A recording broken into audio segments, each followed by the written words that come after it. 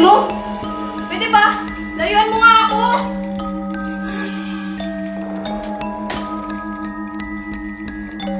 Ay, saan ka magpunta? Kaya takot mo siya. Tsaka, ikaw naman tong una nang gabala sa akin sa pagtinatong farm. Ano bang ginagawa mo doon? Bakit ka nagbibideo? Nagbablog para magkaroon ng views, sumikat, tsaka kumita ng pera. Nagbablog? Nagbablog? Yung magbibideo tapos ipopost sa online. Online? Ah, internet! Oo, internet!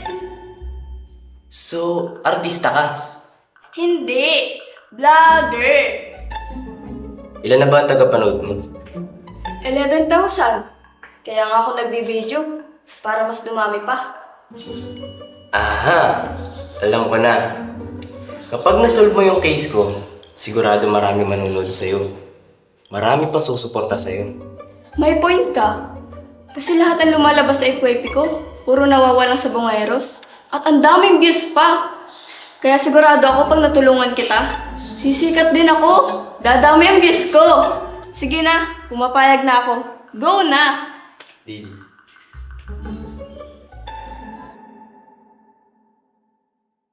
Hi guys! Ngayon, nandito tayo sa abandoned farm. Ang sabi-sabi, meron daw multong pagala-gala sa lugar na to. At yun ang aalamin natin ngayon. Pero, kung totoo man na may multo rito, ano kaya ang dahilan ng pagkamatay niya? Kaya guys, stay tuned for more updates. Bye-bye! Uy, may iba pa bang multo dito sa farm?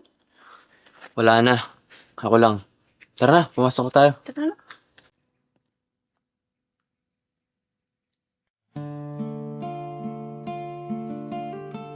Sabi mo? Pwede ba? Layuan mo nga ako!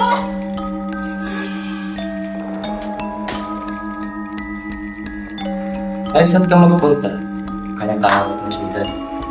Tsaka, ikaw naman tong una nang gabala sa akin sa pagtinatong farm. Ano bang ginagawa mo doon? Bakit ka nagbibideo? Nagbablog para magkaroon ng views, sumikat, tsaka kumita ng pera. Nagbablog? Nagbablog? Yung magbibideo tapos ipopost sa online. Online? Ah, internet! Oo, internet! So, artista ka? Hindi! Vlogger! Ilan na ba ang tagapanood mo? 11,000. Kaya nga ako nagbibideo para mas dumami pa. Aha! Alam ko na. Kapag nasolve mo yung case ko, sigurado marami manunod sa'yo. Marami pa susuporta sa'yo. May point ka. Kasi lahat ng lumalabas sa FYP ko, puro nawawalan sa bungeros. At ang daming views pa. Kaya sigurado ako pag natulungan kita, sisikat din ako. Dadami ang views ko. Sige na, pumapayag na ako. Go na! Deal.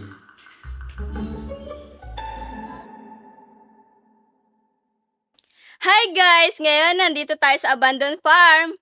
Ang sabi-sabi, meron daw multong pagala-gala sa lugar na to. At yun ang aalamin natin ngayon.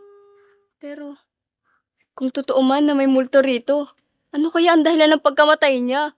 Kaya guys, stay tuned for more updates. Bye-bye! Uy, may iba pa bang multo dito sa farm? Wala na.